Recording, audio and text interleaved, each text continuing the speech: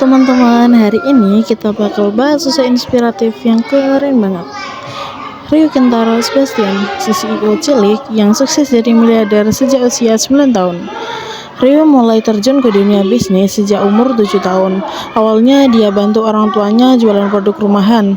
Terus dia coba buka usaha ayam crispy pakai gerobak. Keren bukan? Walaupun bisnis pertamanya itu belum berhasil, tapi Rio nggak nyerah. Di usia 8 tahun, dia naik level. Rio coba jualan ayam crispy lagi plus pakai susu sapi segar. Bahkan dia pakai mobil Lexus keluarga buat juaran loh. Tapi karena susah atur waktu sama masalah kesegaran produk, bisnis ini juga berhenti. Nah, justru dari situ dia dapat pelajaran penting soal manajemen waktu. Dan puncaknya, di usia 9 tahun, Rio bikin bisnis minuman jamu kekinian, Cap Jamu Nyonya Kaya. Nah, dari sinilah omset pertamanya tembus sampai 1 miliar. Selain itu, Rio juga aktif bikin konten di Instagram, TikTok, dan YouTube. Jadi dia bukan cuma pebisnis, tapi juga konten kreator. Yang gak kalah keren, ada sosok penting di balik kesuksesan Rio, yaitu ayahnya. Betul sekali, beliau bernama Christopher Sebastian, pendiri Mako Group. Ayahnya yang ngajarin Rio soal disiplin, manajemen waktu, dan mindset bisnis sejak kecil. Motivasi Rio tuh bikin merinding.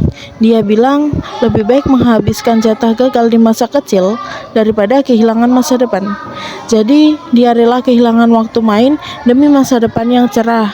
Salut banget bukan? Meskipun jadwalnya yang super padat, sekolah, les, bikin konten, dan urus bisnis, Rio tetap mengutamakan pendidikan. Dia percaya sekolah itu penting buat belajar cara berpikir dan cara bergaul. Dari kisah Rio, kita bisa belajar banyak banget, mulai dari berani coba hal baru, gak takut gagal, disiplin, sampai pintar atur waktu. Dan yang paling penting, tetap ingat bahwa pendidikan itu prioritas meskipun kita sibuk mengejar mimpi. Ya, aku bisa jadi pebisnis ini sih gara-gara aku dari kecil tuh sering dibawa mama papa itu ke kantornya. Terus waktu aku umur 7 tahun itu aku dikasih kado ulang tahun franchise ayam goreng crispy gerobakan. Benar. Tapi tutup 3 hari gara-gara aku nggak jagain. Pernah membuat kepala kamu gede nggak? Nggak sih, karena kan aku tahu kalau aku nih belum sempurna lah. Nggak ada juga orang yang sempurna, dan aku juga masih ada panutan, idola. Siapa? Ada 2. Oh, wow. Ada Bang Paris Fernandes, Oke. sama satu lagi ada Aziz Calim. Aku juga mikir ya, buat apa ya sombong tuh, kayak nggak penting.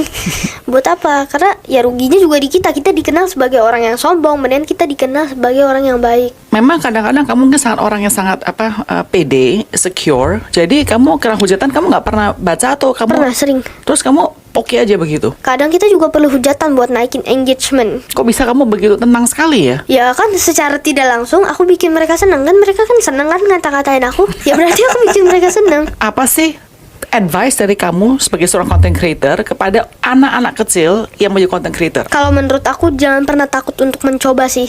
Jangan pernah takut untuk mencoba selama postingan masih gratis. Gak apa-apa loh, pasti nanti kalau ada yang ngehujat ya, gak apa-apa, itu cuekin aja selama tidak merugikan orang lain. Kalau kamu sekarang merasa ada satu kekurangan kamu tuh apa? Masih di bisnis sih, lebih di Contohnya, bisnis karena aku contohnya. belum bisa hitung-hitungannya. Berapa omset kamu setiap bulan? Pak, 150 jutaan deh kayaknya. 150 juta per bulan. Tapi saya baca kadang 1 M per tahun ya? 1 M per tahun itu salah. Maksudnya dari semua pendapatan yang aku dapat dari bisnis dan konten kreator itu 1 miliar. 1 miliar? Nggak, setiap tahun 1 miliar. Oh, oke. Karena 2 Waktu- miliar ya? Hah? Karena 2 miliar gitu ya? Enggak, maksudnya